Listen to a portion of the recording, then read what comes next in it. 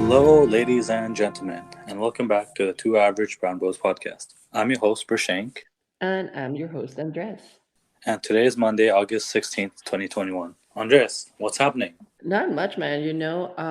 Last week we had a little bit of a heat wave over here in Montreal, and it was extremely humid the entire time. Like with humidity, I'm pretty sure we were over 35 the entire week, which was awful. But now we're back to nice sunny weather.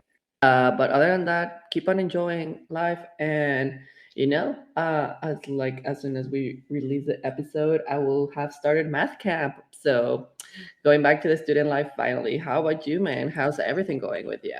Well, for me, this next little, 2-3 minutes is going to be my past week as well as what I learned. I'm going to combine it because, my girlfriend, me, and a couple of friends, we actually made an impromptu trip to your home country, bro. We went down to Cancun, Mexico. Oh wow, okay. Yeah, it was super impromptu, super spontaneous. They had been talking for a while, but I wasn't sure if I was going to go or not because I was supposed to go back to Canada last week. But then I extended my stay here. So then we bought our tickets, and we got a resort down there. We flew down there on Tuesday and came back literally today. Like this morning we came back, or yesterday we came back to Philadelphia and then came back to Washington, D.C. today at the time of the recording on Sunday night. Oh wow, Yeah, okay. so super, it was my first time in Mexico, in your home country, so it was super cool. I know we've talked about your favorite things to do in Mexico, so going down there, I learned, moving on to what we learned for this week.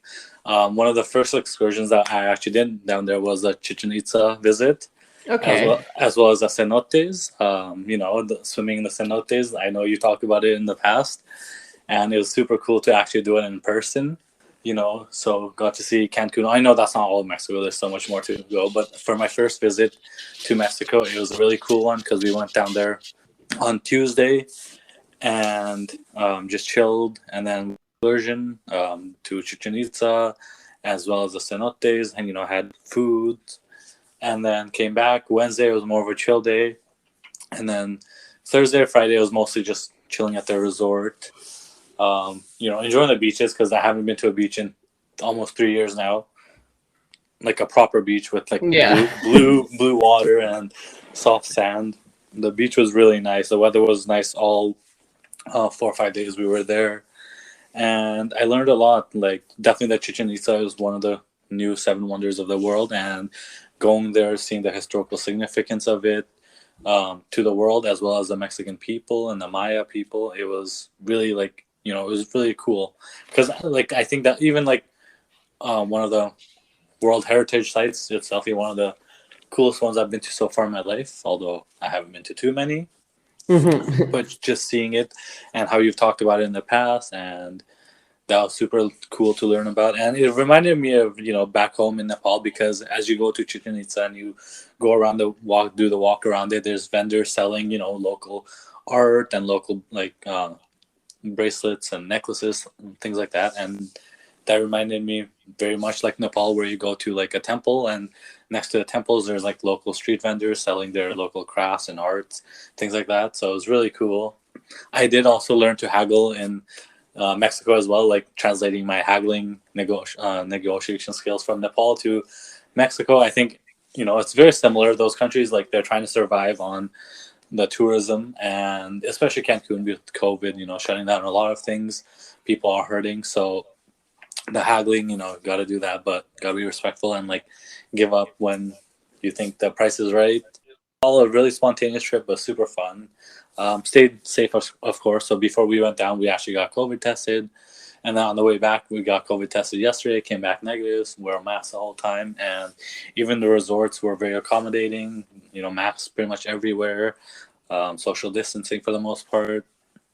Um, One of the coolest things not coolest, most interesting thing was when we landed in Cancun and we took our shuttle to the resort.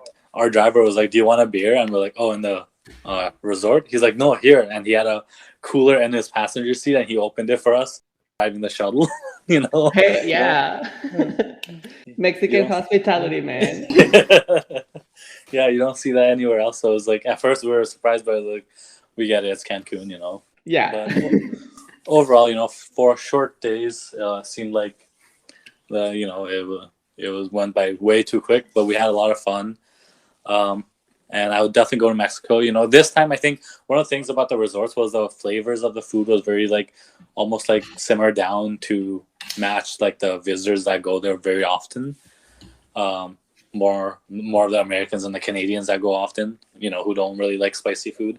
So some of the better foods that we had was when we did excursions and they took us to like some of the local villages and we had food there that was really good food and we made stops at several villages along the way and the tequila factory, of course.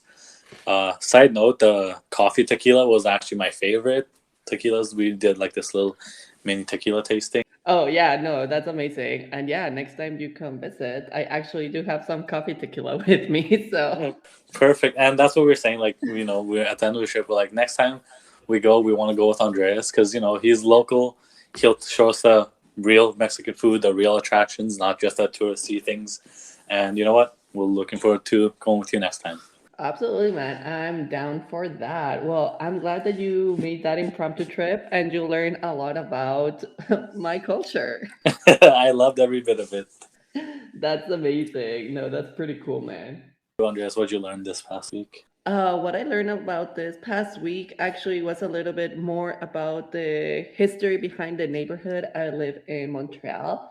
So I learned a lot about La Lachine Canal, which is this canal that allowed for trading routes to happen in Canada because the St. Lawrence River can get a little bit too rapid and there's certain points that are too rocky and all of that. So the Lachine Canal made it possible for trade uh, to come into Canada, and as well, it kind of like started where Montreal started flourishing within the shipping routes.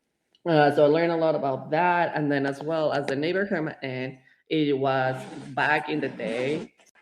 It was a industrial area, so a lot of the buildings either they did some renovations, but still kept the factory look to them, and now it's a residential area. But yeah, there's some still cute little factories around that they just are left there because of heritage, and there's other ones that have been converted into it. So it's pretty nice just to get to know a little bit more of the neighborhood. And yeah, man, the other day I went on a Bixi ride. So these are like the cities that the city provided in Montreal, and I did a 12-kilometer ride from my end of the island to the northern end of the island, and that took an hour. And my legs were tired by the end of it, so I decided to take the metro back because I just couldn't ride for 12 kilometers back. Because realized that yeah, I knew Montreal was hilly, but did not realize how much of the hills were until I got on the bike. That sounds amazing, man. I'm glad you're, you know, immersing yourself in the Montreal culture and your neighborhood. And, you know, I can't wait and, you know, explore the city with you. Absolutely, can't wait to have you over. Exactly. And, you know, that's something that we'll get to at the later of this in this episode. But first, you know, for the main feature of this episode, one thing that, you know, as my trip is winding down, I am going to, well, when this episode is out, I will be on my flight back to Canada and Ottawa. As my trip is winding down, one thing I really wanted to talk to you about was our passions, right? Like we all the time, but one of the biggest questions in human history is what's our purpose and what's our passion?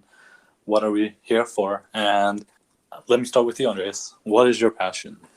My passion is food. No, but I think a lot of humans we have different kinds of passion. I think it depends what in what context or what you're looking for in it. I mean, if at least for myself, if someone doesn't feel passion, then it's just like okay, it's time to explore them because passions are the things that really drive us through life and make us make decisions and keep on pushing us forward in life. So for me, I would say um, my passion, like I passion for me, one of them is exploring and culture. I think I've learned a lot from exploring different sides of like different countries, exploring the world, exploring different cuisines. And I know we talked a lot about that, but that's the truth. Like I've learned a lot of knowledge and opened up my perspective to different things because of the amount of traveling and eating that I've done. Um, so I would say exploring and culture is one of my big passions, and then the other one is just healthcare. Um, that's the reason I got into the science field. That is the reason I got into the public health field. So definitely, I would say those on top of like the list of passions would be exploring, getting to know the cultures around the world, and healthcare. Those will be my top three passions. How about you, buddy? What makes you passionate? I think this is one question that I've been struggling with for a long. There's so many things that interest me, but I don't know if I'm actually passionate about anything. So like in life, I love traveling, and that if I had to pick one, it'd be traveling, of course. Like that's my one true passion, I guess. But from a life perspective, besides travel and eating and learning, I don't know what I should strive for. Especially these days with COVID, if COVID's taught us anything, that the world can shut down so quickly. If something like in the next pandemic were to happen, or there's so many things that could go wrong. Side, like such as work and career. Like lately, I've been questioning what I really want to do in my career. Do I want to be an engineer forever, or like 20, 30 years from now, will I still be an engineer, or do I want to switch careers? But like sometimes it's hard to answer that when you're still young. Career-wise, passion, I think that's where my question lies the most, because as much as I love engineering, I don't see myself doing engineering for 20, 30, 40 years. But the flip side to that is, what do I see myself doing? And that's where I lost. And like, I've talked to a lot of people these days, and I think a lot of people do feel that way because work is tiresome, right? Like I've said this in the past episodes, where you're working Monday through Friday, for most of us anyway, that privileged enough to work, have a steady schedule for the most part. You work Monday through Friday, 8 to 5. We all want to just work forever. Like, is that what life is really? But on the flip side, like, we are privileged enough to complain about it, because there's people that have to work, like, in third world countries or even second world countries. I am much appreciative of so much that I have, but at the same time, what am I passionate about? I don't know. Yeah, no, absolutely. And I think that's the thing when it comes to adulthood that nobody really talks about is what it is and really some of the sacrifices that you have to make. And it is hard like to decide and find what you're really passionate about that you want to spend the rest of your life doing.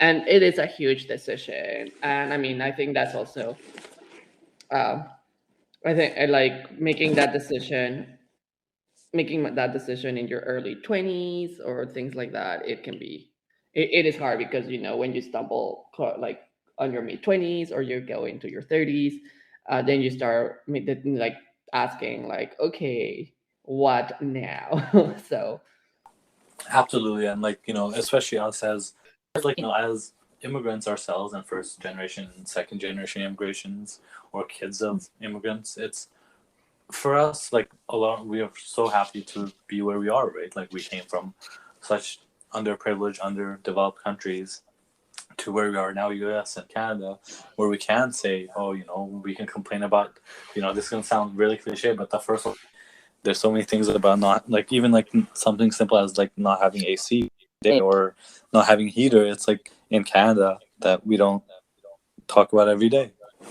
But at the same time, like, that doesn't negate how we feel about our cells and our like environment, and just our lives in general, because the way I see it, everyone's facing their own battles and has their own issues, and you don't know what the other person's going through, right? So like, I don't think we any of our feelings just because other people have it better or worse.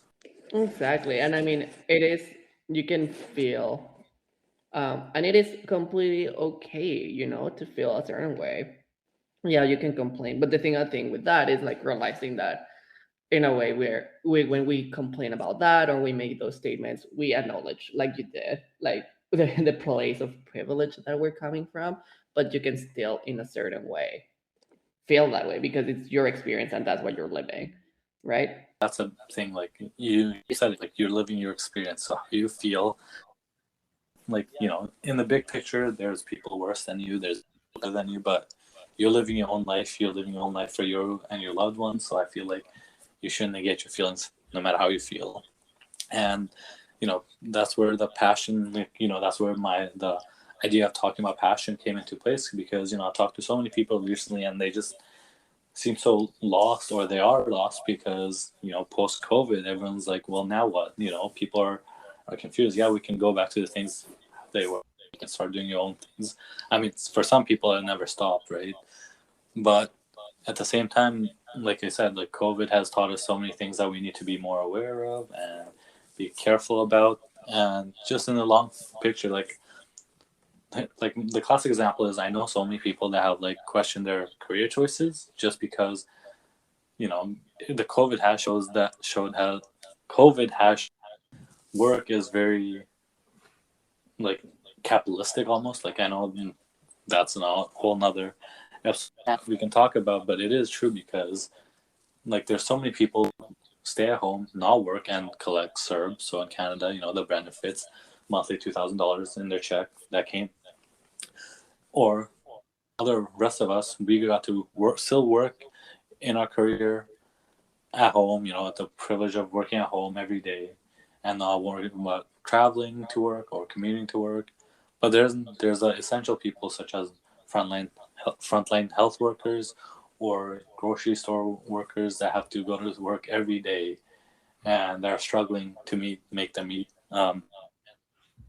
Mm-hmm. So it like people are like questioning their, not just like life, but like focus on career, because that's, for me, that's been the biggest issue in the last little bit, where it's like, I do love engineering. I love certain aspects of it. Some things but for the most part, I do enjoy it. But is this something that I want to do forever, or is like, when is the right time to make a switch, if I want to make a switch? Yeah, no, and that's like sometimes those questions are like, the very challenging and hard decision making ones. But at times we have to make them, because that's just how life works. And I mean, the thing is, like, with that, right? It's like we're always trying to look for our happiness and what will make us happy throughout life. But sometimes, in order to find that out, we have to go through some of those challenging times. But there's nothing wrong with that, as long as you have a good support network and you're en route to finding what you're passionate about. I think it is okay.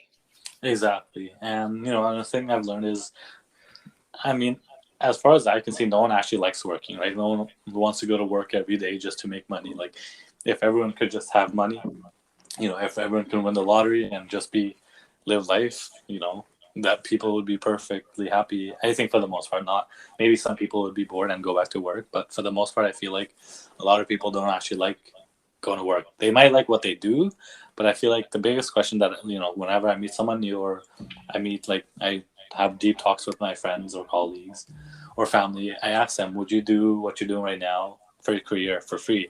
And a majority of them, would say no, because I mean that, to me, that's what passion is about. If you're so passionate about something, you should be able to do it without getting paid for it, without getting like compensation for it, because that's what passion means to me. Mm-hmm. So like, going back to my example, it's like I'm at a crossroad, I think, sometimes, where it's like, I love engineering, but do I see myself doing it forever? Like, the basic things of writing reports every day, or like doing traffic simulation. As much as I enjoy it now, I don't think I'll do it 20, 30 years from now. Like, I don't want to do it 20, 30 years from now. But then again, on the flip side, it's like, I don't know what else I would like to do, because I think that's where the college university system kind of lacks in place, because at that time, you're, pretty much focused on one thing. And I wish university has more options to like take other classes besides just your main degree, because I think that would be so helpful to so many people like myself that are, starting their career 4, 5, 6 years into their career, and are questioning, is that what they really want to do? Oh yeah, no, I mean, it takes a long time, right, to figure things out. But yeah, I think there's many other ways that, um, like, if we like, that's the thing, right? If you decide to go and to better yourself, to go through a university pathway, I think universities should, in a certain way, also uh, help you out figuring out what you're really passionate about. And I think for me, that's kind of like what helped me to figure things out of what I really enjoyed doing and what I was really passionate about was because, back in high school, because in our high school system you have to decide on your senior year which area of like you want to specialize on, which I chose health sciences, surprisingly. But for me was because in grade 11 we have to take a test. It's not really a passion test, I would say, but it is like an aptitude. It's kind of like a combination of your aptitudes and what you really like. So for example, for me, when I took the test and everything that came out either was, very math heavy, statistics, engineering, and all of that, but also a lot of it that came out were related to the health and life sciences.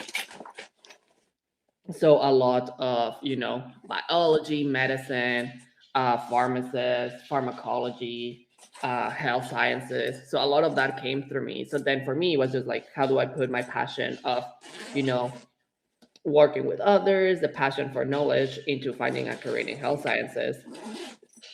But that really helped, and I think that's really helped me like shape my path, is because I was provided that guidance very early on in my life that that really helped for myself. So I think some of that can be incorporated in different, like, everywhere, because it's nice to kind of like, let's be realistic. When you're a teenager, sometimes you truly know what you're doing, but most we don't. And having someone to guide you, I think, is the best way to go about, and save you some headaches throughout life. Absolutely, and you know what? It's not just teenagers, because when we were young, we thought adults knew what they were doing. But honestly, I don't think adults, like, we're adults now. I don't think we know what we're doing fully either. That's, yeah, that's a true. That's very true. So in the big picture, I think finding your passion is definitely one of the toughest things, because no matter what, there's passion lies in so many things, whether it's your personal life, professional life, or somewhere in between, where you're trying to find, you know biggest question on earth: what is our purpose? Hmm. And that boils down to passion and what excites you. And for me, 100%, it is traveling. But to start something with that right now, when you're 26, it's kind of hard, but you got to push through it. Success doesn't come overnight, and you're not going to find something that you're passionate about overnight. It's going to take time, whether it's taking different certificates online for your career, or just doing some YouTube and Googling for your leisure life, where trying to find that passion and that fire that burns inside you. Hmm. Oh no, absolutely. And I mean, yeah, like as long as you feel you're going in the direction of it, I think that's good. Absolutely. So, I think this was very cathartic. It was a good conversation. Um, Want to keep it, short and sweet for this week, because, we have lots of things going on, like we've said, for the last month. But I want to go on to the next segment of the episode and what we're looking forward to this week, because we have lots happening this upcoming week. All right, so yeah, let's move on to our next segment. So, Brushank, what are you looking forward for this week? Find my passion. Okay, yes. Jokes aside, we'll definitely have more talks about passion and things, what drives us in the future. But for this week, what I'm looking forward to is, well, not looking forward to, I guess. I am leaving Virginia, or like I said earlier in the episode, I will be on the flight when this episode's out. I'll be back in Canada, so looking forward to new beginnings. But I am very sad to leave my girlfriend here. Hadn't seen her in 7-8 months, so being here for 1 month is obviously not long enough. But Ottawa is a lot closer to Washington D.C. than Regina, so, and now that borders are open for vaccinated Americans, hopefully she'll come visit me in the next month or so, and then Hmm. it'll be a lot easier. So I guess it's bittersweet, because I will be, another big news, I guess, I did resign from my last job that I was working at. and starting a new job in a new city. So many things happening all at once. So kind of anxious about that, finding a place, finding a vehicle to take me to work, because my new work is a little bit far from Ottawa. And, just, it's going to be chaotic, but I think I'm looking forward to it, because COVID has made life very mundane at times. Looking forward to that chaotic for the next couple of weeks. Andreas, what are you excited for this upcoming week? Well, this week, not officially started classes, but in a certain way, going back to school, because we have math camp, which I know sounds very nerdy, but I'm very excited for it. So yeah, for the next 2 weeks, it's just a lot of refresher about math. It's been a long, long time since I was in university. So, and math, I really don't use it. I didn't use it for my past job. So getting back into the groove of like studying and learning and using math skills and all of that. So I'm excited about that. Excited to get back now into the rhythm of what my life is going to look like for at least the next 2 years.